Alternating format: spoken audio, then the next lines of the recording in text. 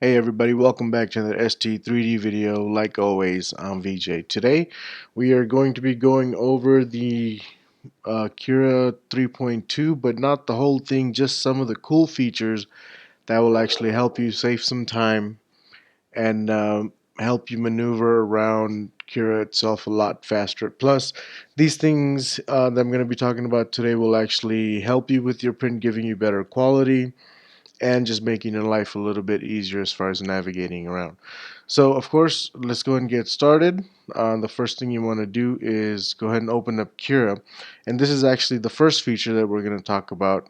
For those of you that have never used Cura before, you probably won't know a difference. But for those of you that have been using the two versions and you're jumping to the three, you'll notice that Cura has a lot faster startup time, just like this. See how fast that was? As soon as I clicked on it, it opened. No, I'm just kidding. But anyways, it's a lot faster startup time, and it just makes it easier to load and things like that.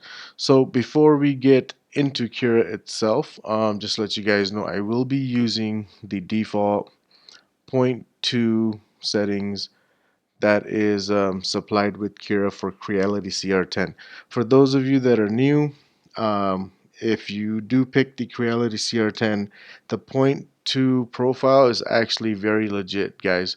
It's a good one to start off with if you guys have not, if you're not too familiar with Cura and you don't understand a whole lot of things. The zero point 0.2 is a good place to start off with. But upon request from a lot of you, I have been tweaking a new profile for the 3.2 version, which should be out very, very shortly. So I'll get that out to you guys as soon as I can. But with further ado, let's go and get started with Cura and the cool features that it has to offer compared to the 2.6 which I was using. So first thing we want to do, of course, is go ahead and load in the model. The second cool thing is they have these little boxes up here for those of you who don't know what this is. This is just a quick view guide. So basically, when I click on the first one, if you notice the way the box is structured, it gives you a view of that. This one right here is just a straight forward shot. This one will be a top view. This one a left side view, as you can see. And this one will be a right side view.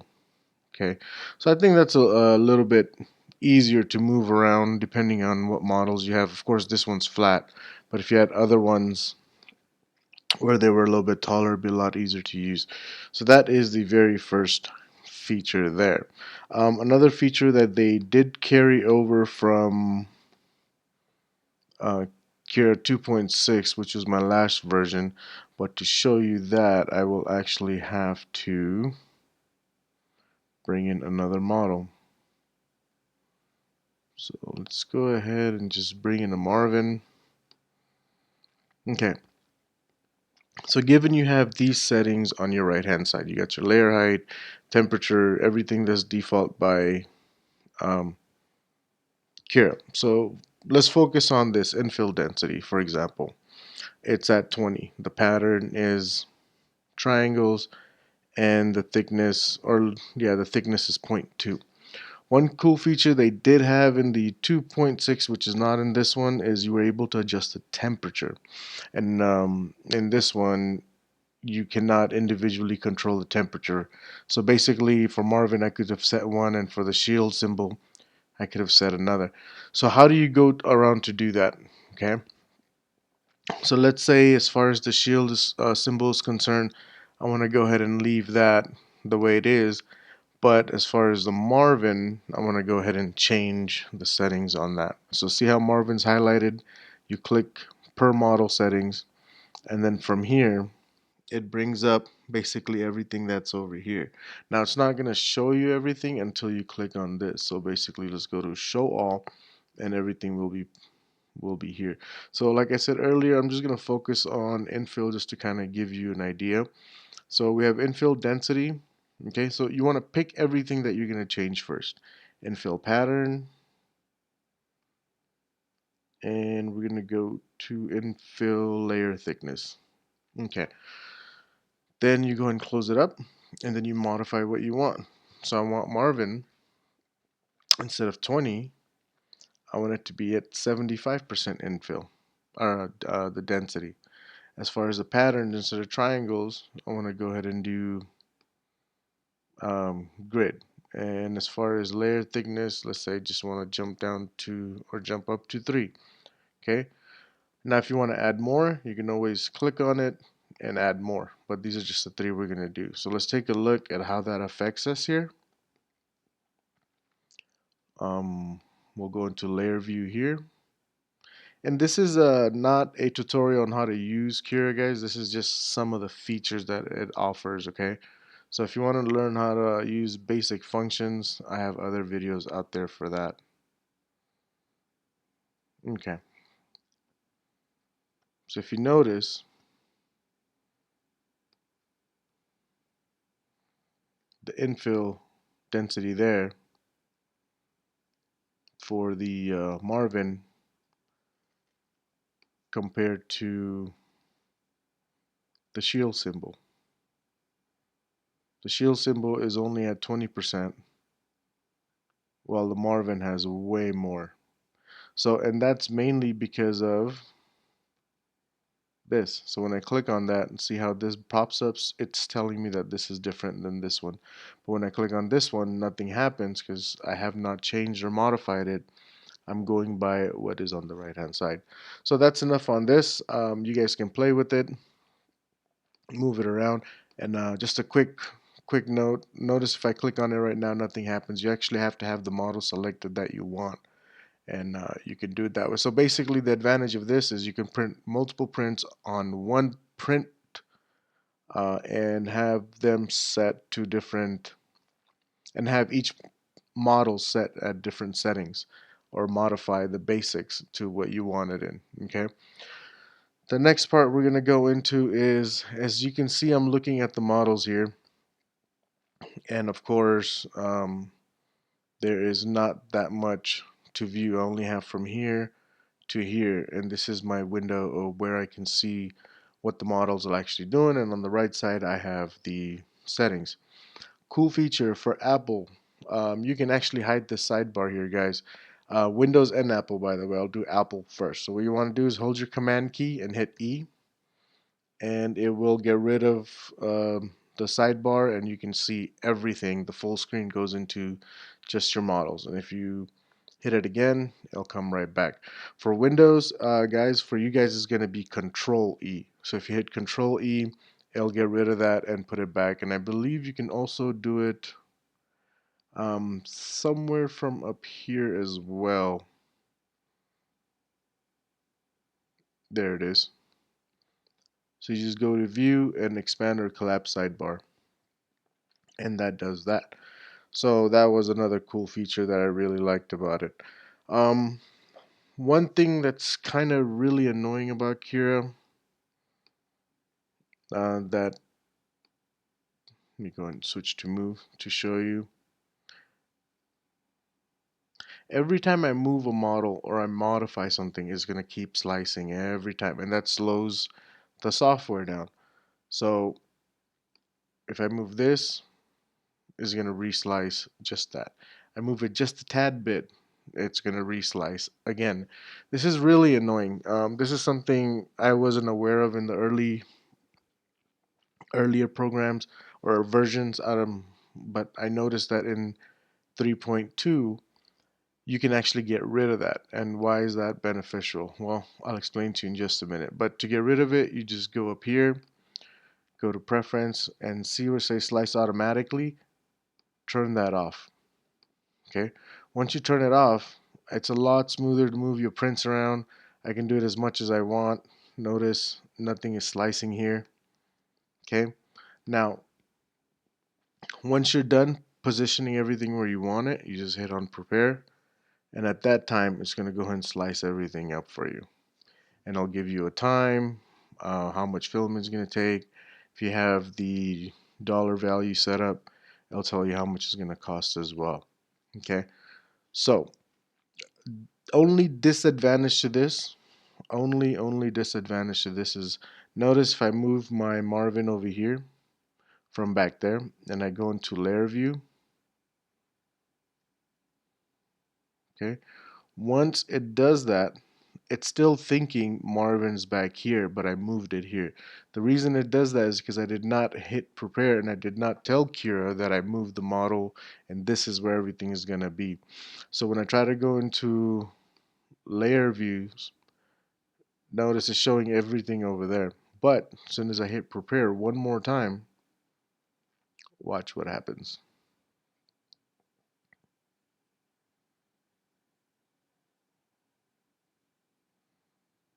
It's going to process the layer and there it is. Now it's moved to the correct position. So that's the only disadvantage in the, well, it's not really a disadvantage, but if you get stuck and you can't figure out why you can't see the layer view, or it's not in the position you put it, is because you did not hit prepare. So you have to hit this and then go into layer view. Okay. So that's another cool feature that I really did like about it. It saves you time, makes it a little bit more smoother as far as moving models around, especially if you have an older PC or Mac. Just makes it a little bit better. All right. Moving on to the next one, we're going to go to mesh fixes. To bring up this feature, if you look on your right hand side, it should already be there with the default settings. If it's not, there's a very easy to bring it up, guys.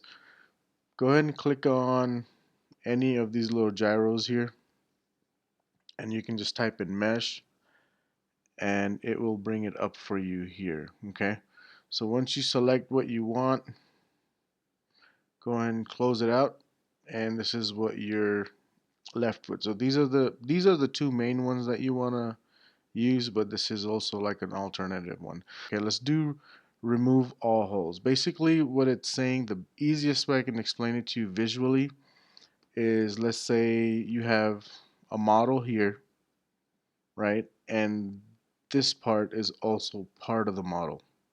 Okay, so when the printer goes to print, it's going to print that, and then it's going to print this right here. So by selecting remove all holes, by checking that off right here, what you're telling the printer to do is to basically get rid of this. So now when your printer prints, it's gonna combine the outer layers like so. So it's gonna go in that order, come around. It's gonna change it. So now your nozzle is gonna start from one side and just go around and go here, then come around and go there and then there. While before, what it was doing was it was doing this and then going in here and doing that. So basically eliminates this in the middle, and this is what you're left with. And the cool thing about this is that it gives you a smoother print because your outer layer is all one piece technically, and to me it makes it a little bit stronger as well. So that's basically what that is saying. Um, Now, there is a downside to this for smaller prints like this. So you see I have the shield symbol here. I just checked removed all holes. So I'm going to go ahead and prepare this. What it does is it does remove all the holes. So if you notice here, basically it fills in everything. Okay. Another example I can give you is, so you notice when I do remove all holes, it basically removes all the holes. So it's one solid piece now. So if I uncheck this, you'll see it's supposed to look like this. So it covers up this hole, this hole, this hole, this hole. It covers up everything. So just be careful. Always go into layer view and check that. On big prints, I haven't had any issues. On smaller prints like this, I did notice a few things. Another thing, um, the next feature here, basically the union overlapping and remove the intersections. Basically, if you're trying to connect two pieces together, so let's say if you had another one of these wheeled and you attached it here, it would print it as one piece instead of printing it as two separate models. By turning on this one and this one here, it'll actually print it as one piece. So that makes it a little bit stronger and better. Um, And I've done this, and let me go and show you exactly what I'm talking about. So this is one of the pieces that I fused together or meshed together. If you notice from here to here, this is one piece. Notice the texture on this one. It's actually a separate piece that I just put on there. That's why it's not perfectly leveled, and you can see right there that I just threw it in there and connected. And once I put that on there, then I put the top piece on. So you can see it's not perfect, but everything came out pretty solid. Another one I did is this one. If you notice, I got the hotch at the top for the GoPro mount, and this is another piece for the GoPro at the bottom. So I put them together, and that's what I got. If you notice, there's circles there that aren't very straight right there, and that's because I put them together and meshed them together. So these are two pieces that I can just show you right off the top of my head. As you can see, it works very well. Alright guys, so the next thing we're going to talk about is I haven't really seen a lot of this out there, so I thought I'd share it with you. But basically what it is, let's say if this Marvin I wanted to print, and I wanted this part to be blue, this part to be green, this part to be yellow, red, whatever, whatever. Normally you can do this on, I use the Creality, so I can do a change filament feature that's in there, but the catch to that is I have to actually be there and I have to know at what layer height I want to do it at. Okay, so the cool thing about here is Cura already tells you what is the approximate height of this in mm, and this way just makes it a little bit easier. So let's go ahead and go into extensions, and we're going to go to post processing, and we're going to go to modify G code. Just to let you know, I saw this on YouTube, guys, and I forgot who the person was. I tried looking for his video again to give him credit, and I couldn't find it, but I thought this was a pretty cool feature. But basically, again, you go to extension, you go to post processing, go to modify G code, I believe it was. Yeah, and it'll bring you to this screen. So at this screen, you want to add a script. Okay, so what this basically says is pause add height. So you're going to pick that. Once you pick that, it actually gives you a few options here. The first one, it's telling you at what height do you want to pause at. So given, let's say if this is 100, you want to pause at 15 or 20 or 30, whatever it may be, you just go ahead and enter that in there. Okay. And then basically what this is if the nozzle is sitting, let's say right here, okay, and you want to go ahead and pause at that height, you don't want the nozzle sitting there. So what this is saying is for your X and your Y, because you can actually move those around, your Z is something you don't want to move. So notice the Z is not on here. So basically, where do you want to park your X? So let's say if your nozzle's here, you can say, oh, well, put it over here. Um, that might be a 30 or 40, whatever it is. And then your Y, where do you want it? Well, if you want to bring it forward, you can do that as well. So you can change that. Let's just use the same numbers. You can do 30 again. So basically now what's going to happen is your nozzle is going to go from where it was to roughly around here somewhere and just stay stationary. Okay. Now, when that happens, your next option will be how much filament must be retracted at pause. So basically, when the printer pauses, how much filament do you want to retract? You can set it to whatever you want. If you want to put 0, you can do 0. And at what speed do you want it to retract? At this point, I don't think speed really makes a huge difference. If you're just going to retract it, just keep it at a decent speed so it doesn't spill or ooze onto the print itself. Okay, now once you do that, the next option you have is basically is just saying how much filament would you like to extrude after pause. Um, the reason you would want to do this is because once all this happens, okay? Printer pauses, it parks in a different location, it retracts. When you put the new filament in at this time, how much of it do you really want to ooze out? Because let's say if you're going from black to white, you want to make sure that you get all that black filament out before the white starts showing, because that's going to be your next color. So you don't want to do extra layers. I mean, for regular models, if you're just trying to try different colors, I guess it doesn't matter. But if you want to be specific about something at a certain height, then yeah, this does make a huge difference. So basically, it just primes your nozzle, throws the filament through, and just leaks out whatever you don't need. Here is your extrude speed. You can basically pick how fast you want the material to extrude, basically. So this you can do whatever you want. Redo layers. Basically, let's say you stopped at layer 10. You're telling the printer here that, hey, when I change the filament, I want you to go back and redo layer 10. Um, so basically, how many layers do you want the printer to redo? You can leave it at 0 and it'll continue from where it left off. If you want to do just one, you can do the last 10 layers all over again, however you want. Just be careful what setting you put in here. Now, this right here is the best part.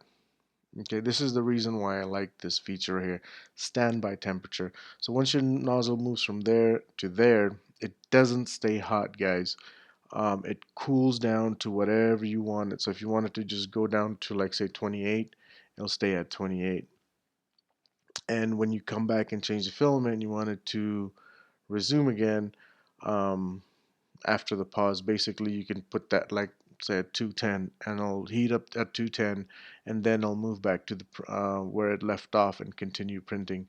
The cool thing about this is most of us leave our prints overnight. Regardless what you say, that at least everybody's left one print overnight. So let's say if you're printing a 20-hour or 50-hour print, um, and about 30 hours in is when you want this change, but you're going to be sleeping at that time, or you got to go to work, or you have an appointment, you got to pick up the kids, whatever it might be. This standby right here, I've actually tested it. I went to work and came back and didn't realize that I had this feature turned on in one of the prints that I was doing because I was playing with it. I came home and basically only this part of the Marvin was printed. The top was not, the nozzle was parked on the side, and it wasn't doing anything. It was just there. So when I came home, I, told the printer, I changed the filament and resumed, and it was good to go. So this is probably my favorite part of this. Of course, the pause is good too. But now let's say if you hear where we paused at 10, and let's say if you want to pause at 20 and you want to pause at 50, all you got to do, guys, is just keep adding and changing. I mean, you can just keep going in there and putting as many colors as you want, basically. So I thought this would be a pretty cool feature. I know a lot of people always complain about changing filament and they're standing over the printer. You can do it from your printer, but this is a lot easier, guys. You don't have to sit there and monitor it. And for some reason, if you don't know, you know where you want it, but you don't know where.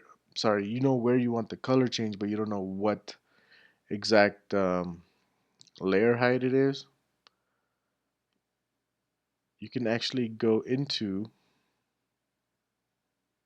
layer view,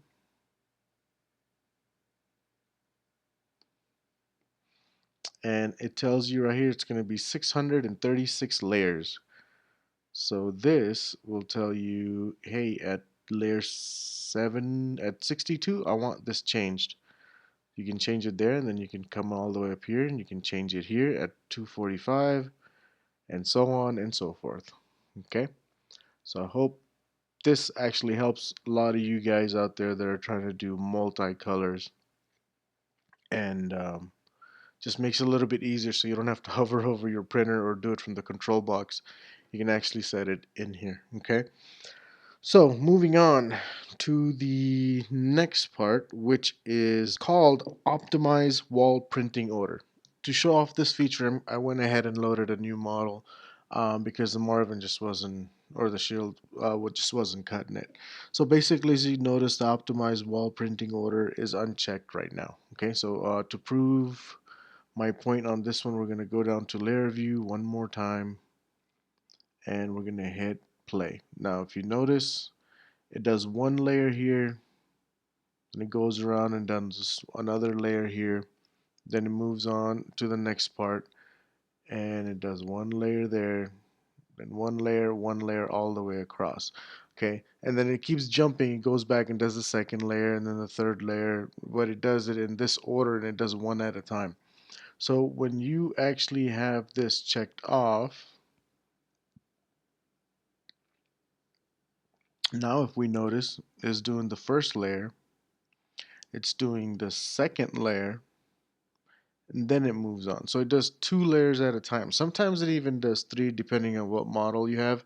Um, so why is this helpful? One, it cuts down your time.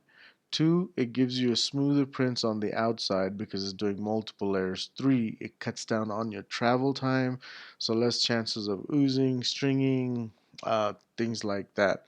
So overall, I would say, I don't know why, this is just one of my favorite features that when I saw it, I was like, wow, this is pretty cool. So I have this checked off at all times. So it doesn't matter what print you have, it's always checked off for me.